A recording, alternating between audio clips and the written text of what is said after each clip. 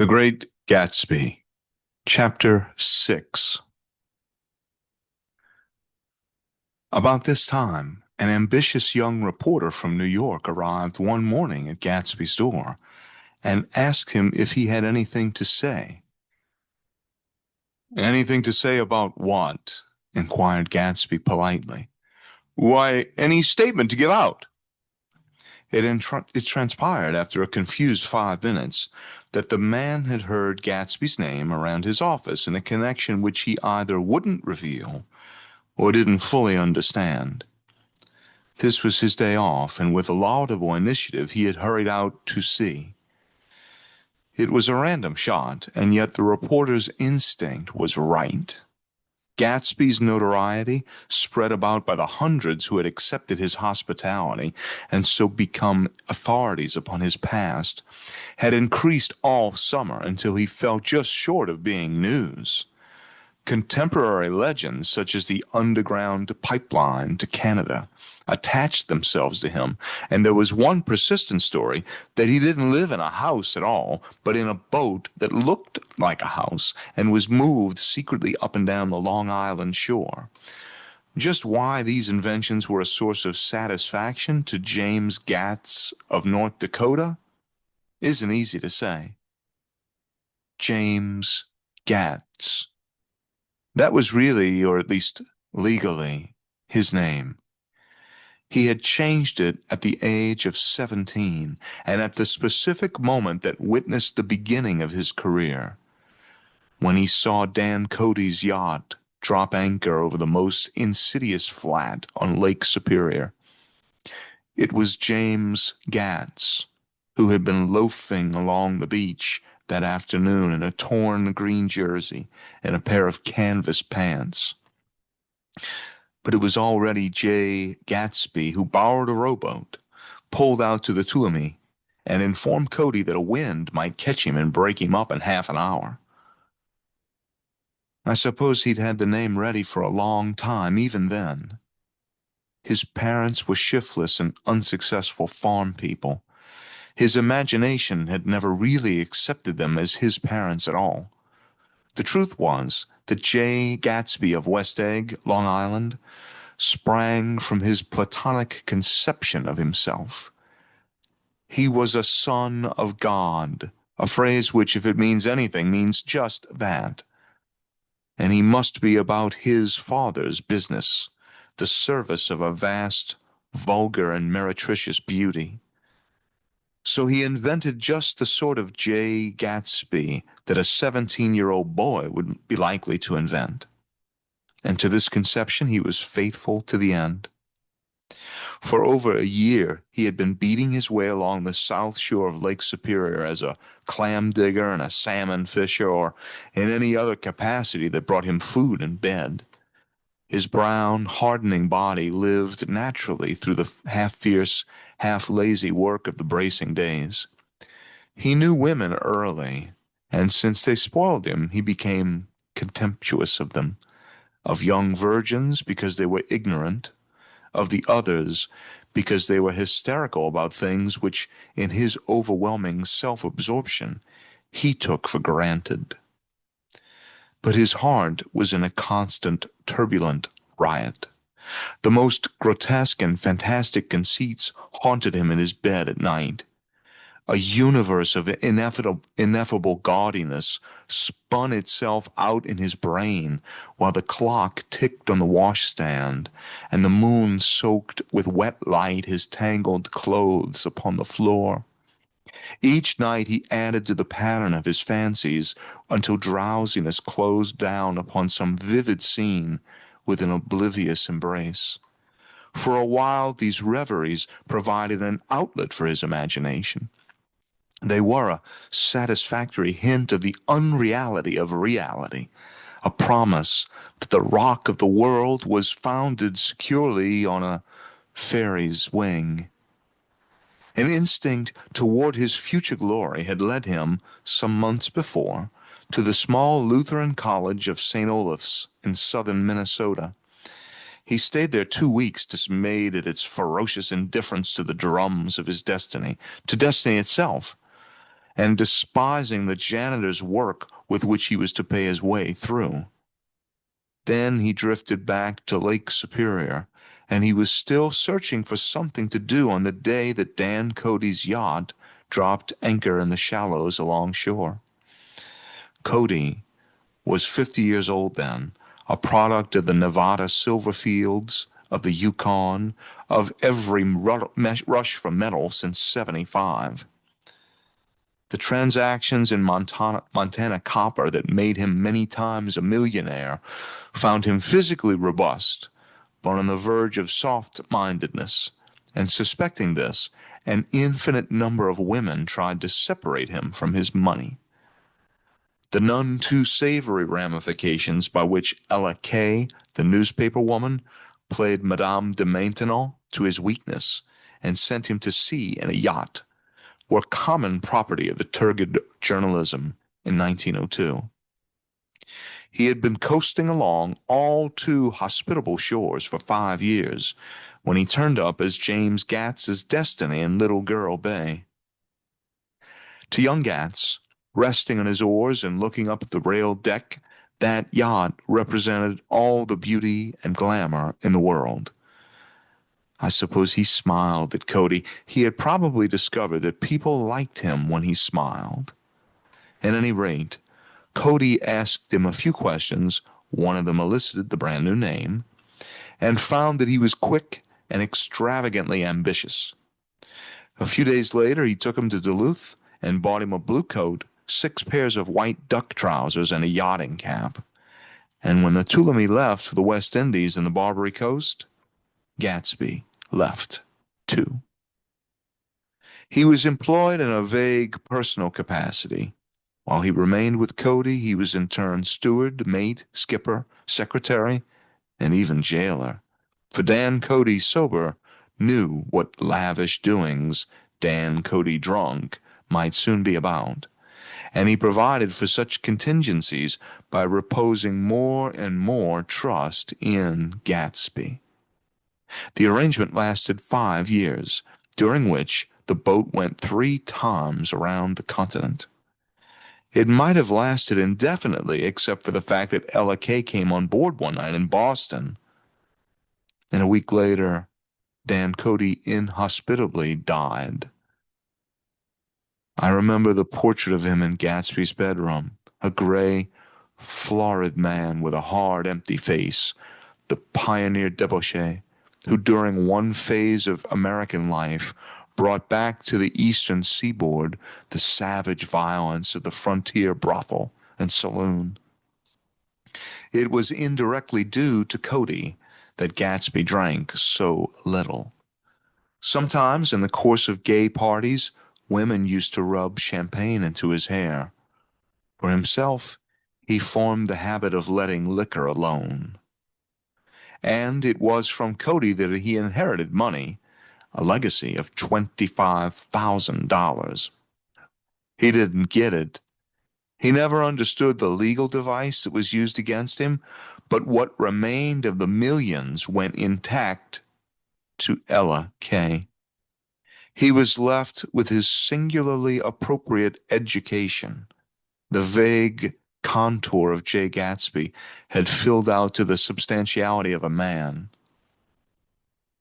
He told me all this very much later, but I've put it down here with the idea of exploding those first wild rumors about his antecedents, which weren't even faintly true. Moreover, he told it to me at a time of confusion, when I had reached the point of believing everything and nothing about him. So I take advantage of this short halt, while Gatsby, so to speak, caught his breath, to clear this set of misconceptions away. It was a halt, too, in my association with his affairs. For several weeks, I didn't see him or hear his voice on the phone. Mostly I was in New York, trotting around with Jordan and trying to ingratiate myself with her senile aunt. But finally I went over to his house one Sunday afternoon. I hadn't been there 2 minutes when somebody brought Tom Buchanan in for a drink. I was startled, naturally, but the really surprising thing was that it hadn't happened before. They were a party of 3 on horseback, Tom and a man named Sloane and a pretty woman in a brown riding habit who had been there previously. "I'm delighted to see you," said Gatsby, standing on his porch. "I'm delighted that you dropped in." As though they cared. "Sit right down. Have a cigarette or a cigar." He walked around the room quickly, ringing bells. "I'll have something to drink for you in just a minute." He was profoundly affected by the fact that Tom was there, but he would be uneasy anyhow until he had given them something, realizing in a vague way that that was all they came for. Mr. Sloane wanted nothing. A lemonade? No thanks. A little champagne? Nothing at all, thanks. I'm sorry. Did you have a nice ride? Very good roads around here. I suppose the automobiles, yeah. Moved by an irresistible impulse, Gatsby turned to Tom, who had accepted the introduction as a stranger. "I believe we've met somewhere before, Mr. Buchanan." "Oh, yeah?" said Tom, gruffly polite, but obviously not remembering him. "So he did. I remember very well." "About 2 weeks ago." "That's right. You were with Nick here." "I know your wife," continued Gatsby almost aggressively. "That's so?" Tom turned to me. "You live near here, Nick?" "Next door." "That's so?" Mr. Sloane didn't enter into the conversation, but lounged back haughtily in his chair. The woman said nothing either, until unexpectedly, after 2 highballs, she became cordial. "We'll all come over to your next party, Mr. Gatsby," she suggested. "What do you have to say?" "Certainly, I'd be delighted to have you." "Be very nice," said Mr. Sloane, without gratitude. "Well, think ought to be starting home." "Please don't hurry," Gatsby urged them. He had control of himself now, and he wanted to see more of Tom. Why don't you stay for supper? I wouldn't be surprised if some other people dropped in from New York." "You come to supper with me," said the lady enthusiastically. "Both of you." This included me. Mr. Sloane got to his feet. "Come along," he said, but to her only. "I mean it," she insisted. "I'd love to have you. Lots of room." Gatsby looked at me questioningly. He wanted to go, but he didn't see that Mr. Sloane had determined he shouldn't. "I'm afraid I won't be able to," I said. "Well, you come," she urged, concentrating on Gatsby. Mr. Sloane murmured something close to her ear. "We won't be late if we start now," she insisted aloud. "No, I haven't got a horse," said Gatsby. "I used to ride in the army, but I've never bought a horse. I'll have to follow you in my car. Excuse me for just a minute." The rest of us walked out on the porch, where Sloane and the lady began an impassioned conversation aside. "My God, I believe the man is coming," said Tom. "Doesn't he know she doesn't want him?" "She says she does want him." "She has a big dinner party, and he won't know a soul there." He frowned. "I wonder where in the devil he met Daisy. By God, I may be old-fashioned in my ideas, but women run around too much these days to suit me. They meet all kinds of crazy fish." Suddenly, Mr. Sloane and the lady walked down the steps and mounted their horses. "Come on," said Mr. Sloane to Tom. "We're late. We've got to go." And then to me, "Tell him we couldn't wait, will you?" Tom and I shook hands. The rest of us exchanged a cool nod, and they trotted quickly down the drive, disappearing under the August foliage just as Gatsby, with hat and light overcoat in hand, came out the front door. Tom was evidently perturbed at Daisy's running around alone, for on the following Saturday night he came with her to Gatsby's party. Perhaps his presence gave the evening its peculiar quality of oppressiveness. It stands out in my memory from Gatsby's other parties that summer. There were the same people, or at least the same sort of people, the same profusion of champagne, the same many-colored, many-keyed commotion. But I felt an unpleasantness in the air, a pervading harshness that hadn't been there before. Or perhaps I had merely grown used to it, grown to accept West Egg as a world complete in itself, with its own standards and its own great figures, second to nothing because it had no consciousness of being so. And now I was looking at it again through Daisy's eyes. It is invariably saddening to look through new things at things upon which you have expended your own powers of adjustment. They arrived at twilight, and as we strolled out among the sparkling hundreds, Daisy's voice was playing murmurous tricks in her throat. "These things excite me so," she whispered. "If you want to kiss me any time during the evening, Nick, just let me know and I'll be glad to arrange it for you. Just mention my name. Or present a green card. I'm giving out green—" "Look around," suggested Gatsby. "I'm looking around. I'm having a marvelous—" "You must see the faces of many people you've heard about." Tom's arrogant eyes roamed the crowd. "We don't go out very much," he said. "In fact, I was just thinking I don't know a soul here." "Perhaps you know that lady." Gatsby indicated a gorgeous, scarcely human orchid of a woman who sat in state under a white plum tree. Tom and Daisy stared with that peculiarly unreal feeling that accompanies the recognition of a hitherto ghostly celebrity of the movies. "She's lovely," said Daisy. "The man bending over her is her director." He took them ceremoniously from group to group. "Mrs. Buchanan and Mr. Buchanan." After an instant's hesitation, he added, "The polo player." "Oh, no," objected Tom quickly. "Not me." But evidently the sound of it pleased Gatsby, for Tom remained the polo player for the rest of the evening.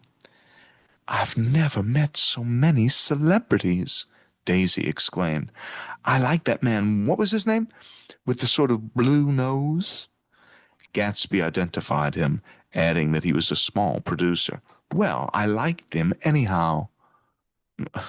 "I'd a little rather not be the polo player," said Tom pleasantly. "I'd rather look at all these famous people in oblivion." Daisy and Gatsby danced. I remember being surprised by his graceful, conservative foxtrot. I had never seen him dance before. Then they sauntered over to my house and sat on the steps for half an hour, while at her request I remained watchfully in the garden. "In case there's a fire or a flood," she explained, "or any act of God." Tom appeared from his oblivion as we were sitting down to supper together. "Do you mind if I eat with some people over here?" he said. "A fellow's getting off some funny stuff." "Go ahead," answered Daisy genially. "And if you want to take down any addresses, here's my little gold pencil." She looked around after a moment and told me the girl was common but pretty, and I knew that except for the half hour she'd been alone with Gatsby, she wasn't having a good time. We were at a particularly tipsy table. That was my fault. Gatsby had been called to the phone, and I'd enjoyed these same people only 2 weeks before, but what had amused me then turned septic on the air now. "How do you feel, Miss Bedecker?" The girl addressed was trying unsuccessfully to slump against my shoulder. At this inquiry, she sat up and opened her eyes. "What?" A massive and lethargic woman who had been urging Daisy to play golf with her at the local club tomorrow spoke in Miss Bedecker's defense. "Oh, she's all right now. When she's had 5 or 6 cocktails, she always starts screaming like that." I tell her she ought to leave it alone. I do leave it alone, affirmed the accused hollowly. We heard you yelling, so I said to Doc Sinnott here, there's somebody that needs your help, Doc. She's much obliged, I'm sure, said another friend without gratitude. But you got her dress all wet when you stuck her head in the pool. Anything I hate is to get my head stuck in a pool, mumbled Miss Banneker. They almost drowned me once in New Jersey. Then you ought to leave it alone, countered Dr. Sivert. Speak for yourself, cried Miss Banneker violently. Your hand shakes. I wouldn't let you operate on me. It was like that. Almost the last thing I remember was standing with Daisy and watching the moving picture director and his star. They were still under the white plum tree, and their faces were touching except for a pale, thin ray of moonlight between. It occurred to me that he had been very slowly bending toward her all evening to attain Dick's proximity, and even while I watched, I saw him stoop one ultimate degree and kiss at her cheek. I like her, said Daisy. I think she's lovely. But the rest offended her, and inarguably because it wasn't a gesture but an emotion. She was appalled by West Egg, this unprecedented place that Broadway had begotten upon a Long Island fishing village, appalled by its raw vigor that chafed under the old euphemisms, and by the too obtrusive fate that herded its inhabitants along a shortcut from nothing to nothing. She saw something awful in this very simplicity she failed to understand. I sat on the front steps with them while they waited for their car. It was dark here in front. Only the bright door sent 10 square feet of light volleying out into the soft black morning. Sometimes a shadow moved against a dressing room blind above, gave way to another shadow, an indefinite procession of shadows, who rouged and powdered in an invisible glass. Who is this Gatsby, anyhow? Demanded Tom suddenly. Some big bootlegger? Where'd you hear that? I inquired. I didn't hear it. I imagined it. A lot of these newly rich people are just big bootleggers, you know? Not Gatsby, I said shortly. He was silent for a moment. The pebbles of the drive crunched under his feet. Well, he certainly must have stranged himself to get this menagerie together. A breeze stirred the gray haze of Daisy's fur collar. At least they were more interesting than the people we know, she said with an effort. You didn't look so interested. Well, I was. Tom laughed and turned to me. Did you notice Daisy's face when that girl asked her to put her under a cold shower? Daisy began to sing with the music in a husky, rhythmic whisper, bringing out a meaning in each word that it had never had before, and it would never have again.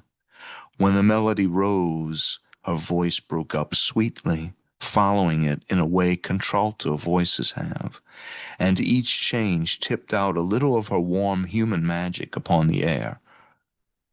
Lots of people come who haven't been invited, she said suddenly. That girl hadn't been invited. They simply forced their way in, and he's too polite to object. I'd like to know who he is and what he does, insisted Tom. And I think I'll make a point of finding out. I can tell you right now, she answered. He owns some drugstores, a lot of drugstores. He built them up himself. The dilatory limousine came rolling up the drive. Good night, Nick, said Daisy. Her glance left me and sought the lighted top of the steps where 3 o'clock in the morning, a neat, sad little waltz of that year, was drifting out the open door.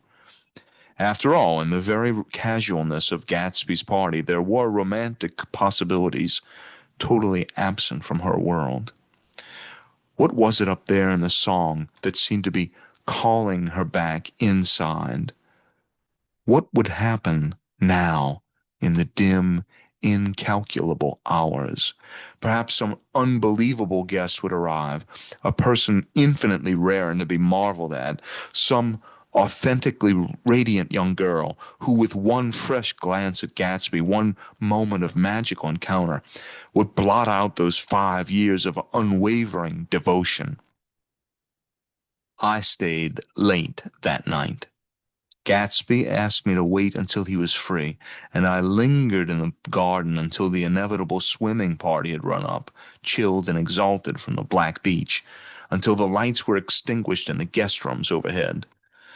When he came down the steps at last, the tan skin was drawn unusually tight on his face, and his eyes were bright and tired. "She didn't like it," he said immediately. "Of course she did." "She didn't like it," he insisted. "She didn't have a good time." He was silent, and I guessed at his unutterable depression. "I feel very far away from her," he said. "It's hard to make her understand." "You mean about the dance?" "The dance!" He dismissed all the dancers he had given with a snap of his fingers. "Old sport, the dance is unimportant." He wanted nothing less of Daisy than that she should go to Tom and say, "I never loved you." After she had obliterated 4 years with that sentence, they could decide upon the more practical measures to be taken. One of them was that after she was free, they were to go back to Louisville and be married from her house, just as if it were 5 years ago. "And she doesn't understand," he said. "She used to be able to understand. We'd sit for hours." He broke off and began to walk up and down a desolate path of fruit rinds and discarded favors and crushed flowers. "I wouldn't ask too much of her," I ventured. "You can't repeat the past." "Can't repeat the past?" he cried incredulously. "Why, of course you can." He looked around him wildly, as if the past were lurking here in the shadow of his house, just out of reach of his hand. "I'm going to fix everything just the way it was before," he said, nodding determinedly. "She'll see." He talked a lot about the past, and I gathered that he wanted to recover something, some idea of himself, perhaps, that had gone into loving Daisy. His life had been confused and disordered since then, but if he could once return to a certain starting place and go over it all slowly, he could find out what that thing was. One autumn night, 5 years before, they had been walking down the street when the leaves were falling, and they came to a place where there were no trees, and the sidewalk was white with moonlight. They stopped here and turned toward each other. Now it was a cool night with that mysterious excitement in it which comes at the two changes of the year. The quiet lights in the houses were humming out into the darkness, and there was a stir and bustle among the stars. Out of the corner of his eye, Gatsby saw that the blocks of the sidewalks really formed a ladder, and mounted to a secret place above the trees. He could climb to it if he climbed alone, and once there he could suck on the pap of life, gulp down the incomparable milk of wonder. His heart beat faster as Daisy's white face came up to his own. He knew that when he kissed this girl and forever wed his unutterable visions to her perishable breath, his mind would never romp again like the mind of God. So he waited, listening for a moment longer to the tuning fork that had been struck upon a star. Then he kissed her. At his lips' touch, she blossomed for him like a flower. and the incarnation was complete. Through all he said, even through his appalling sentimentality, I was reminded of something, an elusive rhythm, a fragment of lost words that I had heard somewhere a long time ago. For a moment, a phrase tried to take shape in my mouth, and my lips parted like a dumb man's, as though there was more struggling upon them than a wisp of startled air. But they made no sound, and what I had almost remembered was uncommunicable forever.